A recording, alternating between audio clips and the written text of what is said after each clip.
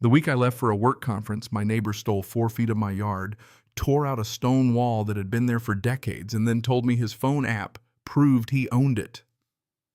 That was the moment I learned something ugly about home ownership. Some people will treat your property like a suggestion if they think confidence sounds enough like authority. And the craziest part was how calm he looked, saying it like he was explaining the weather, not confessing to demolition. I live outside Raleigh, in an older neighborhood with big yards, tall trees, and no HOA telling grown adults what color their mailbox should be. When I bought my house in 2019, one of the things I loved most was the stone wall along the left side of the yard. Rough fieldstone, knee-high moss in the cracks. Little wildflowers at the base, not fancy, just solid, old, and full of character. More importantly, every document tied to my property showed that wall sitting right on the line. On the other side lived Brent and Allison. Allison was pleasant enough. Brent was the kind of guy who could turn patio furniture into a status symbol. Every few months he had some new upgrade to show off outdoor kitchen hot tub designer pavers, hidden speakers, the whole accidentally bragging routine. So when he came over one Saturday with renderings for his full backyard transformation, I should have paid closer attention. Pool fire pit, cabana bar seating, mood, lighting the whole suburban resort fantasy. I remember thinking the design looked wide, but contractors were already measuring things, and I had a work trip coming up, 7 days in Chicago.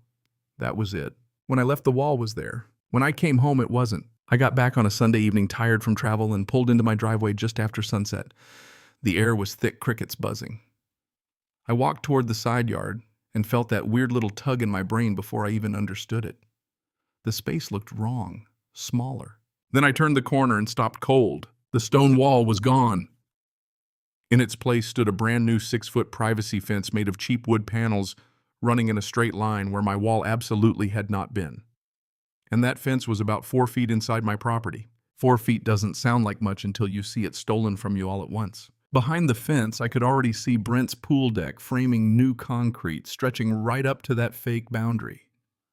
My stomach dropped. I didn't even go inside. I walked straight next door. Brent was on his patio with a drink in his hand, leaning back like a man who had never once lost an argument in his own mind. He saw me and gave me this lazy little wave. "Hey man, you're back." I pointed toward the fence. "Where's my wall?" He shrugged. "Contractors removed it." Removed it. That wall marked the property line. He smiled, pulled out his phone, opened one of those real estate map apps, zoomed in and tapped the screen. "Boundaries here." I looked at the phone, then at him. "Brent, that is an app." "Yeah," he said, "but it's pretty accurate." I laughed because the alternative was losing my temper. "That's not how property lines work." He leaned back deeper in his chair. "Concrete gets poured tomorrow. Honestly, it's probably better if we just move forward." Move forward? Like my land was an awkward scheduling problem. I told him he had 4 feet of my property behind that fence. He shrugged again and said, "Close enough?"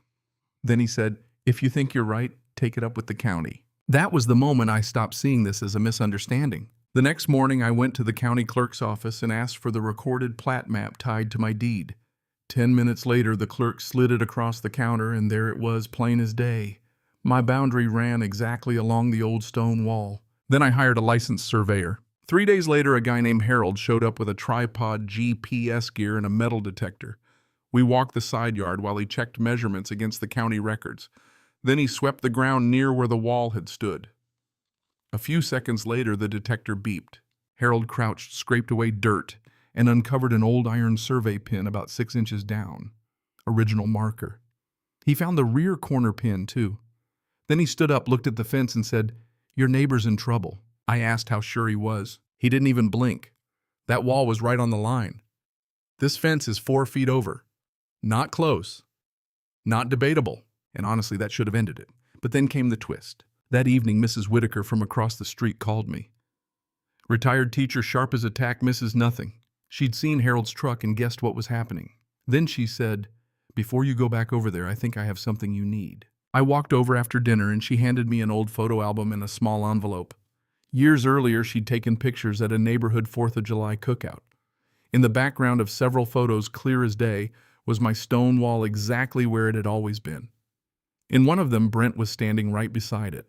Then I opened the envelope. Inside was a copy of a note Brent had put in her mailbox a couple months earlier, asking whether she remembered if the old stone boundary might be a little off because his contractor thought there was more usable space on that side. That changed everything. Up until then, part of me wanted to believe this was stupidity.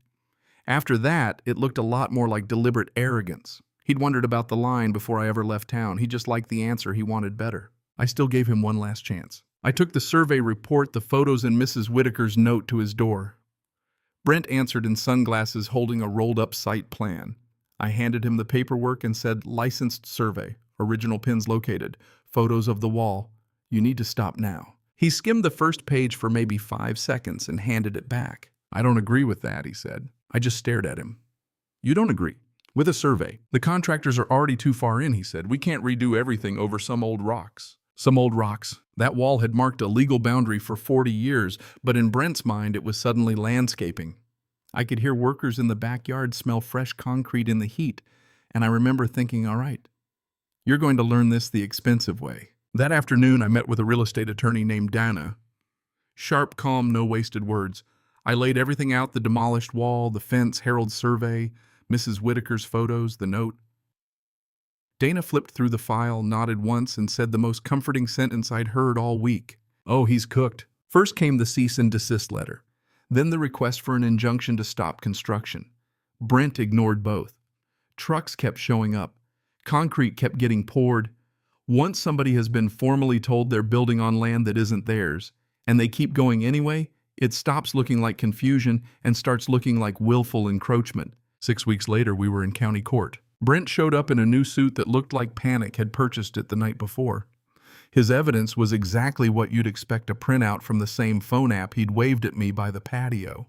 Dana handed the judge the plat map, Harold's survey, the photos from Mrs. Whitaker, and Brent's old note, asking whether the boundary might be off before construction even started. That note changed the whole room. The judge looked at Brent's app printout, then at our stack of documents, then back at Brent. Finally, he said, "Mr. Carter, a smartphone app is not a legal survey." Brent started talking about contractor estimates, delays, how much money he'd already spent, how tearing out the deck would cost a fortune. The judge held up one hand and cut him off. "Once you knowingly build on land you do not own," he said, "the remedy is simple. You remove it." And just like that, Brent's luxury pool project turned into a demolition order. He had to tear out every section of concrete that crossed onto my property. He had to remove the fence. He had to hire a masonry company to rebuild my stone wall in the original style and location. And he had to pay everything: survey costs, attorney's fees, court costs, the whole painful bill. 2 weeks later, the Jackhammer crew arrived. I'm not going to lie, I watched. Concrete dust rolled through the air like smoke. Every hit of that jackhammer rattled through the ground and up into my porch. Brent stood out there the first morning with his hands on his hips, staring at the most expensive section of his new backyard getting smashed into rubble. Allison never came outside. The masonry company did beautiful work on the rebuild. Same rustic look, same old character, only stronger. Brent's pool area, though, ended up with this awkward chopped-off edge where the deck had been cut back to his actual property line. You can still see it. It looks like regret poured in concrete. And that's really the part that stayed with me. Not just that I won. Not even the jackhammer, though. That was a nice touch. It was how easy this all could have been to avoid. If Brent had stopped the first time I brought him real evidence, this would have cost him a redesign and an embarrassing conversation with his contractor. Instead, pride turned a fixable mistake into a public loss. That whole mess taught me something. I wish more people understood confidence is not proof, money spent is not ownership, and inconvenience does not magically turn a lie into a right. The law was just the final hammer. The real collapse happened earlier, the moment Brent decided being challenged felt worse than being wrong. So, yeah, in the end, the wall came back, the fence came out, and the part of his pool deck sitting on my land got smashed exactly the way it should have. Justice didn't arrive fast, and it definitely wasn't quiet, but when it finally showed up, it had a jackhammer in its hand. Now I'm curious where you land on this. If a neighbor tore out part of your property and ignored a professional survey, would you try one more time to settle it peacefully, or would you go straight to court and let the law do the talking? Drop your take in the comments. And if you've ever dealt with a neighbor who confused confidence with ownership, tell me that story too. If you want, I can also make this even stronger in one more pass by pushing it closer to a more sarcastic, more cinematic, or more viral YouTube narration style.